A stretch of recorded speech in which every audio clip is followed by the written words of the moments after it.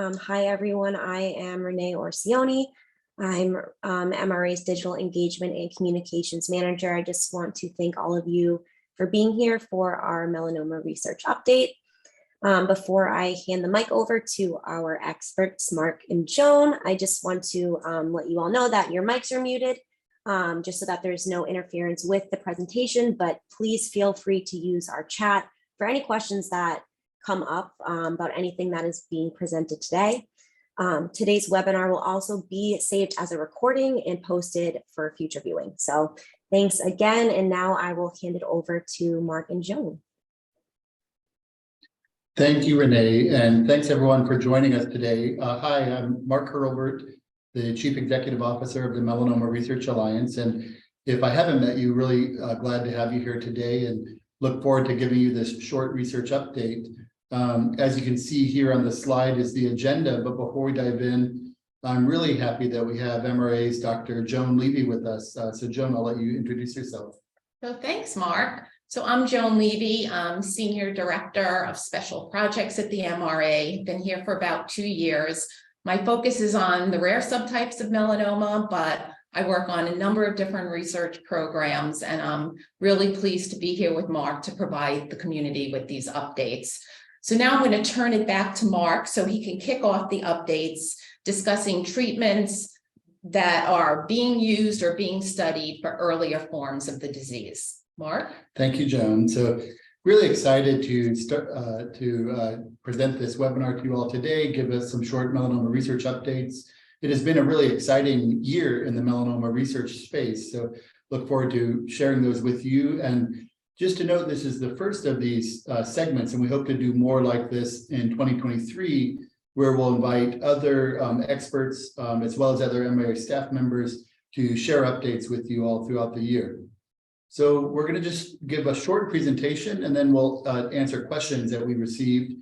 First, really thank you to all of you that are part of the Melanoma Exchange Inspire community, MRA's online platform. There are thousands of users and hundreds of questions posted each week. And so we'll tackle a few of those specifically that were asked about for today's webinar at the end of this short presentation. So I wanted to kick it off and talk about what are the advances in adjuvant and neoadjuvant therapy. If you haven't heard of what that is, adjuvant therapy is medicines that you might give after you have surgery to remove melanoma. And then neoadjuvant therapy is medicines you might give the medicine systemically, a pill or an IV before you do the surgery. And that's just depicted here on the slide. So on the top is what's considered adjuvant. And so you see there's a schematic of a scalpel removing a tumor.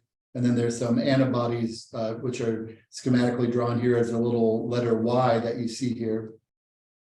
And the idea with adjuvant therapy is you've cut out the tumor, and then you're giving treatment that you hope will help preventing any recurrence of the disease or reducing the risk of recurrence. And adjuvant therapy for some of the immune checkpoint inhibitors, pembrolizumab and nivolumab, both of which target PD-1, as well as some of the BRAF and MEK inhibitors for use in the adjuvant setting, were approved roughly a couple of years ago, around 2019, in the adjuvant setting, primarily for patients with stage 3 melanoma. One of the more exciting advances over the last 12 months was just a year ago, last December, pembrolizumab was approved for use in high-risk patients with high-risk stage 2B or 2C melanoma now could get pembrolizumab for adjuvant therapy. And then just a few weeks ago at the Society for Melanoma Research, there was an update provided where nivolumab was also studied in high-risk stage 2B and stage 2C patients.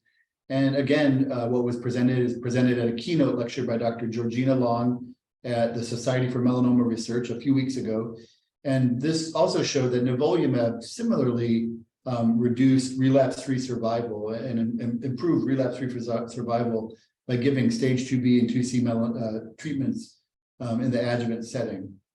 Now, the neoadjuvant setting shown here on this slide is a picture of Dr. Sapna Patel at the MD Anderson Clinic in Houston.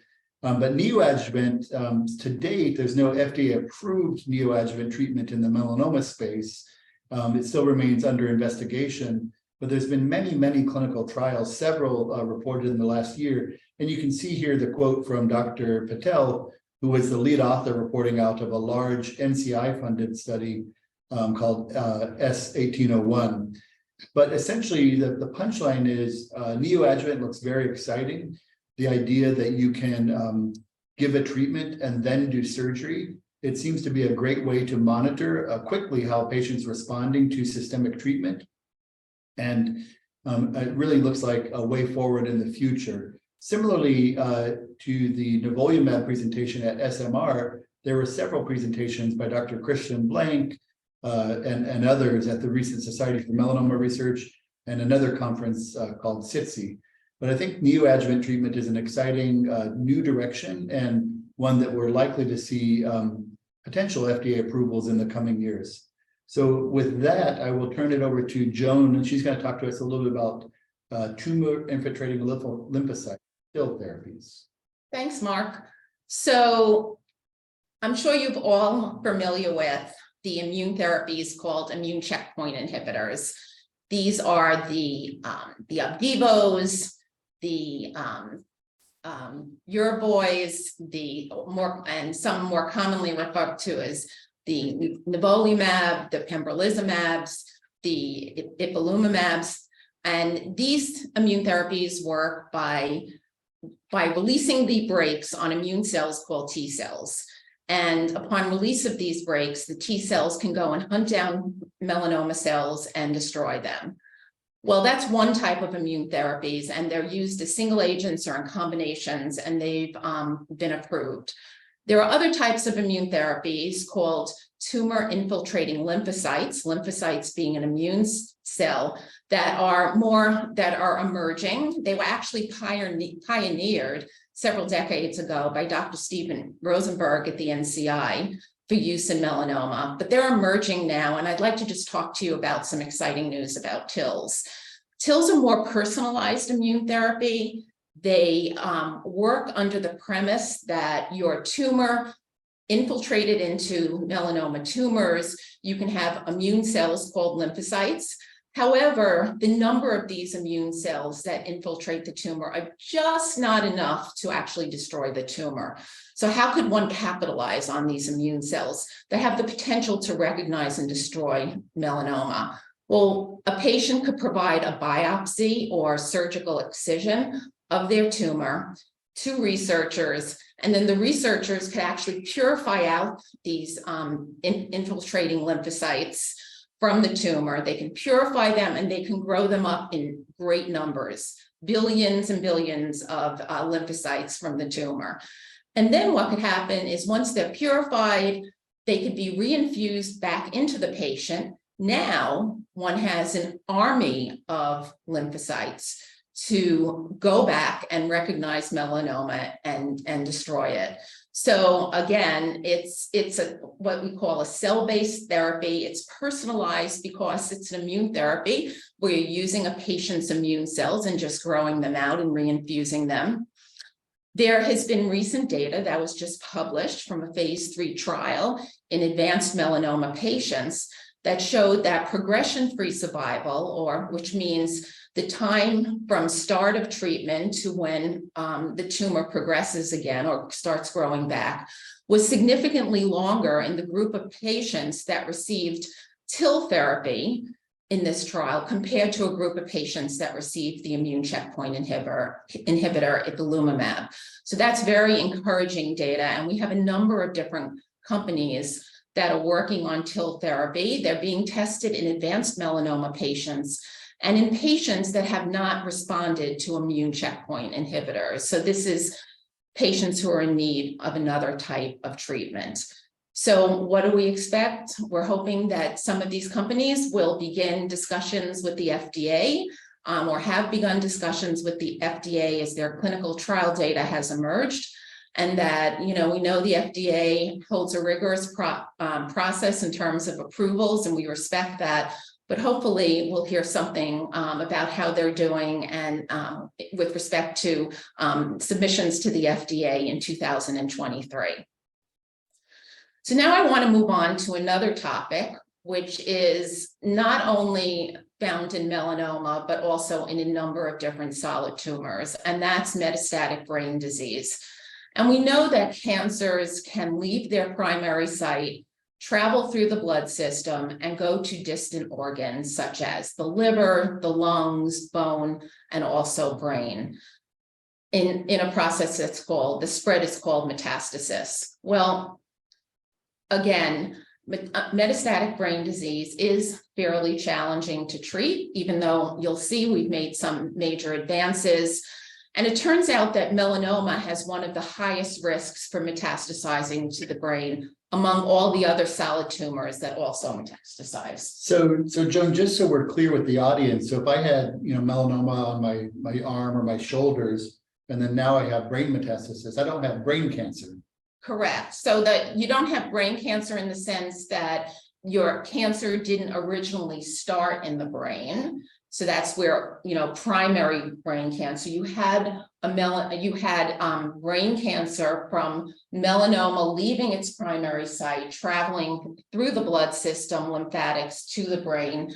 And we call it that, and just in certain organs, they present with like they're a fertile soil so that tumor cells that land there can actually, home there and grow and divide into tumors. Thank so you, that's thank the you. difference. Yeah, I had one patient just a few weeks ago that reached out and had told me that his mom had melanoma and lung cancer and liver cancer, and had to explain, no, it's actually the same cancer, it's just gone to different parts of the body. Yeah. So this is a really big problem, but we've seen since 2014, when there was the emergence of all the approvals of new immune and targeted therapies, that there have been improvements in outcome in patients that have metastatic brain disease. And a few years ago in 2018, there was data from a few different large clinical trials that showed that durable responses were actually achieved when melanoma patients that had asymptomatic brain metastases, so they weren't showing signs of it, but it could be detected on scans, that hadn't been treated, were treated with combination immune therapy, namely nivolumab and ipilimumab. So again, the immune therapies seem to be, improving response rates. Some of these were durable, which means they lasted. However, why are brain mets challenging? Well, one of the reasons is that many of the drugs actually can't get into the brain. They have to cross this blood-brain barrier, and several drugs just can't do that. And another challenge for brain metastasis is that the biology of metastatic brain disease is really different than the primary melanoma. There could be different genomic mutations. The environment surrounding the metastatic brain disease is different from where the primary was located. So this has warranted a lot of focus research efforts to really address the needs of this disease, which again can be quite different than the primary melanoma tumor. And I have to say, the MRA, this is a strategic area that the MRA has focused on in terms of supporting research. We have given out probably about 18 different grants to study metastatic brain disease. And they range from developing new preclinical models, identifying targets, new drugs to treat the disease, and also to figure out which patients are more at risk for developing brain mets. And actually, what we've seen, it used to be that patients with brain mets could not enter clinical trials, but there is an increased number of clinical trials that include patients with brain mets, and others specifically targeting brain mets, because again, this is a different disease. And Marc, again, brain metastasis is not unique to melanoma. It really is observed in other solid tumors like breast cancer, lung cancer. Have we worked, so what are your thoughts about working with other foundations, cancer foundations that study these other types of cancers on this common problem? Maybe you could comment on that. Yeah, no, you raised a really good point, Joan, that tackling brain metastasis is a really urgent priority for the MRA. We've actually been investing heavily, as you mentioned, over the last several years. In 2018, MRA worked with advocates and patients from the breast cancer, lung cancer, and colorectal cancer world, because all four of these cancers commonly have brain metastasis. And so we worked together in partnership with the FDA and with industry and pharmaceutical sponsors and academic researchers to say, how can we include more patients with brain metastasis in clinical trials? And sort of to the last bullet point on your slide, today, a few years later, there's a lot more trials. So it's an area, but there's still a lot of unmet need. And so MRA has some really innovative partnerships. We're working with, for example, the Michael J. Fox Foundation for Parkinson's researchers. So we are funding 2 projects together with the Fox Foundation, bringing in some neurology researchers to work with melanoma researchers to study the biology of brain metastasis. And then another example of some of the 18 projects we're funding in this space is an amazing team at the New York University with Dr. Eva Hernando, Bob Schneider. It's a melanoma researcher, a breast cancer researcher, and then several researchers from the neuroscience departments. And again, trying to unravel the molecular mechanisms of how melanoma goes to the brain and how it survives and thrives in the brain, and then how can we treat it. So a lot of progress, but still more research is needed. And investing in metastatic brain disease is an area that's a high priority for MRA. It has been, and it's one of our top 3 priorities for the next few years moving forward. So I think we've moved on a little bit. So thank you, Joan, for talking about TILs and metastasis to the brain. Now we just want to give a few MRA updates, and then we'll open the floor for questions. So please put your questions in the chat as well. We do have a few questions that were submitted in advance through the MRA Melanoma Exchange Inspire community. But a few quick updates from MRA. First is this program called RARE. It's a rare melanoma registry. This is for patients with acral, mucosal, and cutaneous melanoma. And the registry an idea for this registry was brought about 2 years ago in 2020. A group of patients and caregivers with some of these rare subtypes, acral and mucosal, reached out to MRA and asked if we would help them learn more about rare melanoma subtypes and about their specific diseases, acral and mucosal melanoma. And MRA, thankfully, the MRA board said, yes, we could move forward with this. And working closely with patients over several months, we identified what are the key areas of interest to the patients. After several months of patient and caregiver discussions, then we brought in a committee of 12 experts from leading universities from around the country and around the globe to help advise on the registry. And Joan is going to give you a short update on where we're at. Yeah, so this is incredibly exciting for the MRA team to be announcing. So our RARE registry is an online registry for acral and mucosal melanoma patients to really advance research. We are going to enroll a fairly large number of acral and mucosal patients, but I also want to speak to the non-acral cutaneous patients that might be on the call and say we do have a cohort of patients with non-acral cutaneous melanoma that we will also be enrolling. So please go to raremelanoma.org to find out more information on enrolling. Participants will be able to complete surveys on a lot of different types of information, demographics, treatment history, quality of life, and also they'll be able to upload their medical reports like pathology reports, surgical reports, so we can abstract additional clinical information.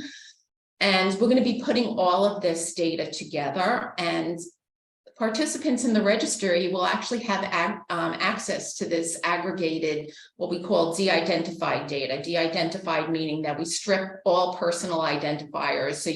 So in any answer to any of the questions, any data was showing, you can't re-identify participants of the registry.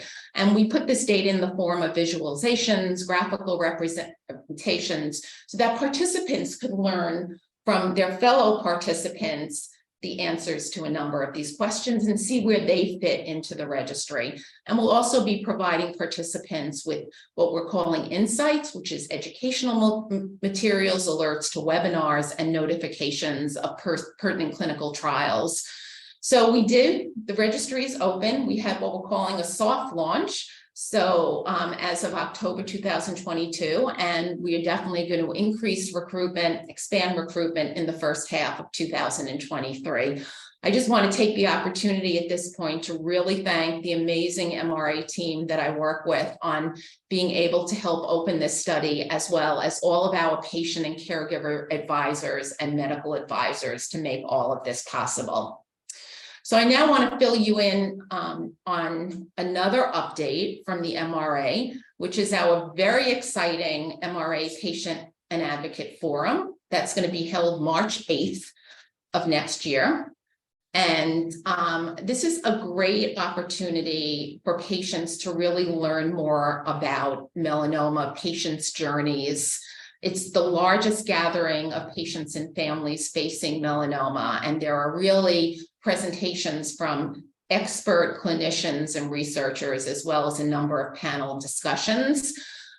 The event will take place in person at the JW Marriott in Washington, but there will also be virtual participation, and registration will be open in January of next year. So just in about another few weeks, because I guess we are at the middle of December now. So let me turn it over to Marc to wrap up, and so we can start on answering questions. Great, thank you, Joan, and thank you, Joan, for being the PI of the Rare Melanoma Registry. And again, patients with acral melanoma, mucosal melanoma, as well as sun-exposed cutaneous melanoma that you get on other parts of your body are able to join. I think this will be critical, especially if patients with like melanoma of unknown primary join and share their data. The point of the registry is to learn more about these rare subtypes, because not enough research has been done across all the rare versions of melanoma. So we'll end our talk. I'll make one plea here. For those of you that haven't or are interested in donating to MRA, we have this amazing campaign with a couple of patients and advocates and caregivers shown here on this slide. But thankfully to our founders, we have a year-end matching campaign for anyone that wants to make a donation. You can just go to curemelanoma.org, and right on the homepage, a pop-up box like the one in the middle of this screen will appear, and you can donate to our year-end campaign. We're trying to raise up to $1 million that our founders have committed to matching. So anyone that is interested, we would appreciate your support, whether it's $5 or $100 or more. Every dollar helps advance research, and 100% of every dollar donated goes directly to research, which is one of the things we're proud about working at MRA. So with that, we will turn it over to questions, and I'm going to stop sharing the screen so we can pull up the chat box and answer some of your questions that have been already submitted. Yeah, so I'll kick that off. So these are questions from the Inspire community that have been already submitted, as Marc said. So one of the questions was from a patient with uveal melanoma, which is melanoma in the eye, and they're curious about the landscape for advances. There was very exciting news earlier this year that there was the first drug approval for uveal melanoma, tebentafusp. It's a type of immune therapy. It kind of brings, the drug has like two arms. It brings a marker on melanoma cells that carries protein specific for melanoma cells in close proximity to the other arm that's dragging in T cells that are immune cells. So it drags in T cells to attack melanoma cells.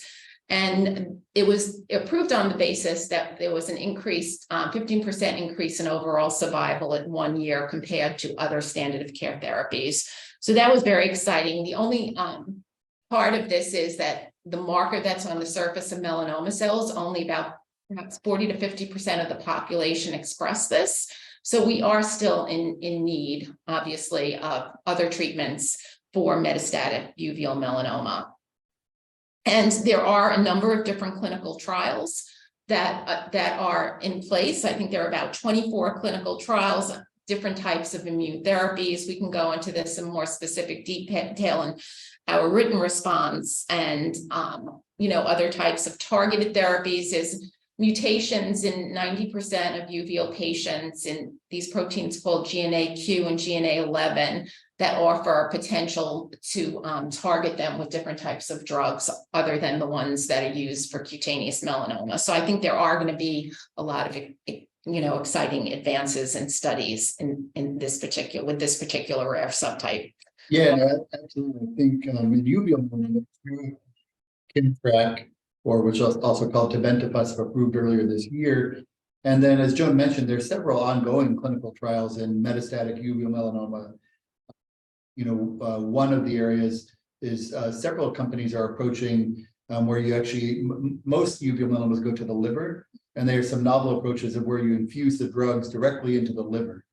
So to see if that can be more effective and efficacious. So a lot of liver targeted and other therapies. And I will just mention, the MRA has invested a lot into uveal melanoma, but still a lot more work to be done. And so we're partnering with a Cure in Sight, a small foundation, and we're partnering together. And there's a call for proposals out right now that we're hoping to fund some really innovative pilot approaches in addressing metastatic uveal melanoma. So stay tuned for an update on that front later in 2023. Before today's webinar, we also did receive a few questions about brain metastasis. So I hope we covered that a little bit on some of the updates Joan touched on.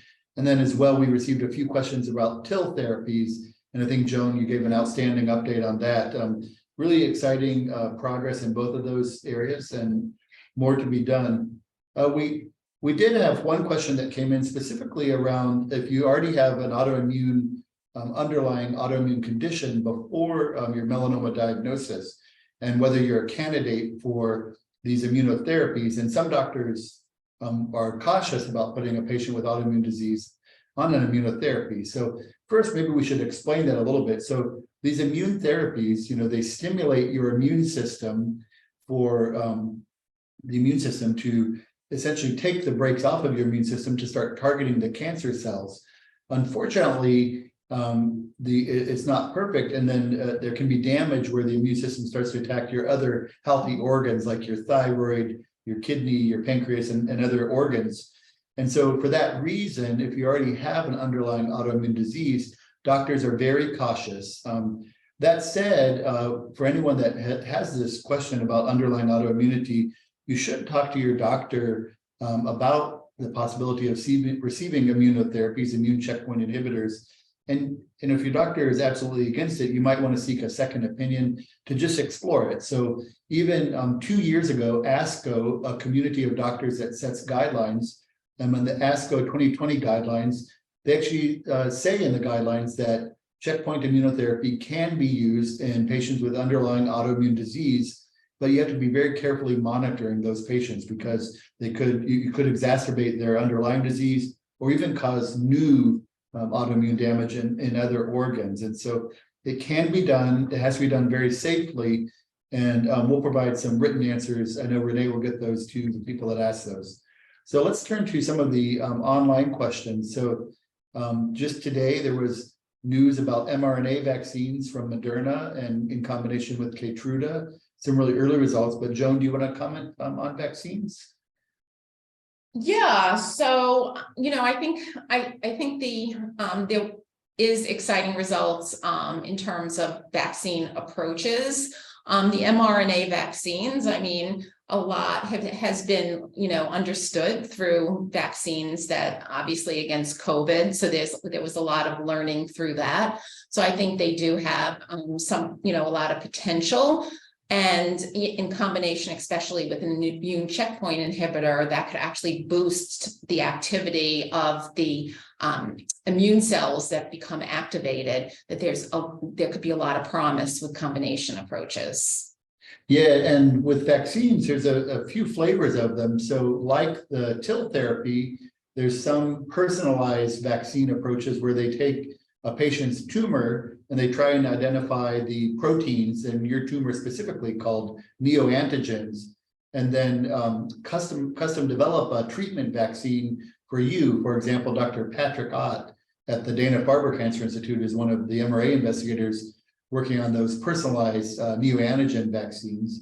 And then there are others like the Moderna and one from the company BioNTech that are mRNA vaccines, and still yet even other approaches. So I think the whole field of melanoma vaccines as treatment, and then potentially down the road in preventing recurrence in the adjuvant setting is a very exciting area. But agree with the participant that submitted the question. Really exciting headlines in the news today about mRNA vaccines.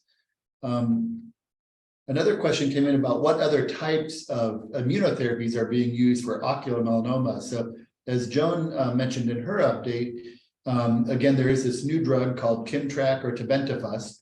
It specifically is only eligible for people with a certain HLA type.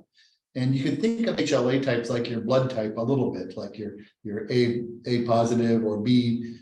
So it's like your blood type. Well, only about half the population has the HLA type to be a candidate for Kimtrak. That said, there are several other immunotherapies being studied in ocular melanoma.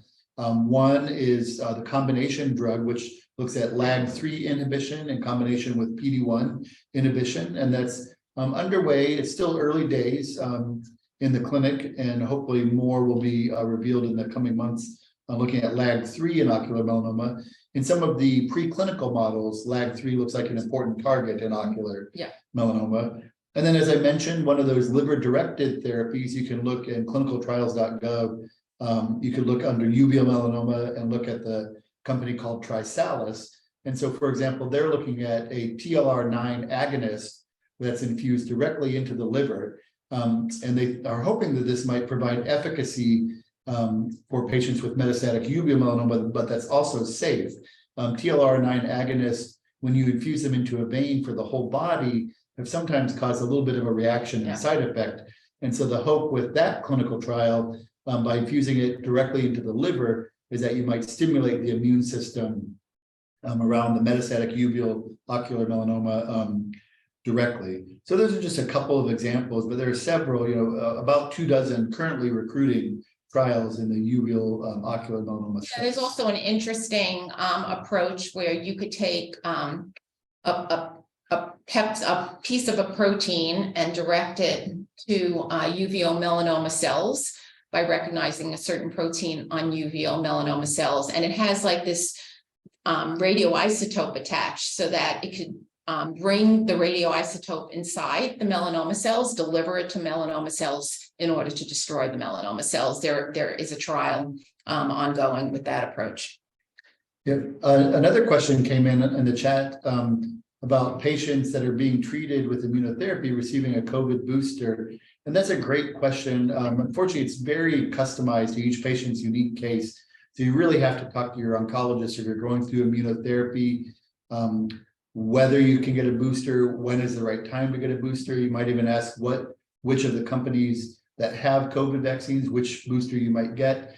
But unfortunately, it's really customized to each person and your unique situation and some of your own unique blood counts and medical history. So we can't really comment further, although it is important. And I would say a lot of patients currently undergoing immunotherapy have gotten COVID vaccines and COVID boosters, but really need to talk to your own oncologist about what's best for you. So we'll see, we have a few more minutes if there are other questions.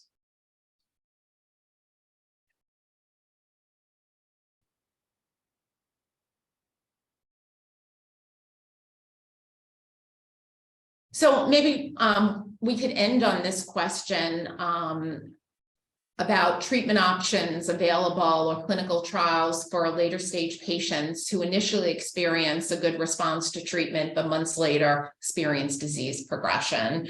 So, I know people even on the immune checkpoint inhibitors, targeted therapies against BRAF, they, can initially respond. Some of them have to have durable responses at first, but then later become resistant to the therapies and progress. Well, there are a number of different new therapies that are in clinical trials, as we identify new targets in melanoma, new drugs are being identified. You know, the TIL therapy, for instance, is a new form of immunotherapy that's being tested in patients who progress on targeted agents as well as immune checkpoints. And there are a number of different other types of drugs that, you know, we could provide additional information in our written responses. I'd like to say this is another area of extreme interest to the MRA, resistant disease, and finding additional treatments for patients who become resistant to disease is, you know, a big source of our grant funding. And we know it is a problem that, you know, is foremost on our minds, and we have several funding opportunities to support that area of research. Yeah, and I'll just answer a little bit further about this question about treatment options for later stage patients. They initially responded and now they have a disease progression or recurrence. And so there's a few things that are done clinically. Again, both Joan and I are scientists, not clinicians, and we're not intending to give clinical advice here, rather just share some of the scientific news with all of you. But there are some instances where a physician will actually re-challenge a patient with the same treatment that they already had. So let's say they already had a PD-1 inhibitor, they might get a challenge with PD-1 again and see if they can elicit a new response. They might try a combination. So for example, PD-1 with CTLA-4 or LAG-3, which are all FDA approved. They might try challenging them with some of these approved treatments. You know, even patients with melanoma, not uveal melanoma,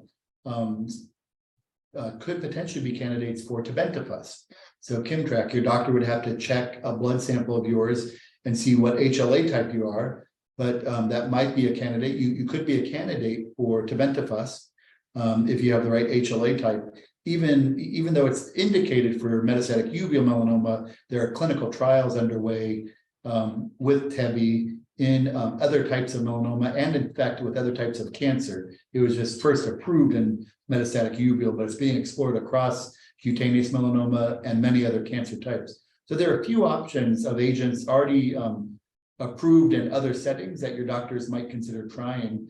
And then you're getting into the clinical trial space, but there's a lot of exciting agents coming down the way. There's some next generation CTLA-4 agents that seem to have similar efficacy, or maybe even potentially strong efficacy targeting CTLA-4, but maybe the side effects could be mitigated. There are next generation, second and third other LAG-3 agents in clinical trials. And then, as Joan mentioned, several cell-based therapies like the TIL therapies and other approaches. So there are a number of approaches in clinical trials that could be considered. And then lastly, I'll talk about the research frontier, things that aren't even in clinical trials. You know, we still have a lot of research needs in deciphering drug resistance and treatment resistance, but MRA is investing heavily into this, and we will for the next several years be investing even more heavily to understand what causes drug resistance. And there's a lot of exciting work we won't have time to get into today, but looking at the tumor microenvironment and how the fibroblasts and the fat cells that are adjacent to a tumor are growing, and how the whole tumor microenvironment might play a role in drug resistance. And so there might be some targets, even not on the tumor cell, not on the immune cell, right, but could be in the fibroblast or other adjacent tissues that could be helpful targets. So a lot of exciting, but those are really in the earliest of research phases, not all yet even in clinical trials. So really a lot to do in the front around drug resistance. So I think with that said, I think we should wrap up, but really appreciate everyone's participation today. Joan, I don't know if there's any closing thoughts or remarks you'd like to add. No, if you have any further questions to ask, please send them our way. We have an info line, email address that you could reach out to us. And it's been a pleasure sitting here with Marc and discussing these research updates that are really exciting and will be advancing the melanoma field. Absolutely. Well, it's been a real pleasure, Joan, to be here with you. And as we said to everyone, we intend to do these a few times next year. So I look forward to seeing you again on a future Melanoma Exchange Ask the Expert segment. And we look forward to bringing other expert physicians and researcher guests along with us. So thank you, everyone, and have a good day. Have a good day, everyone.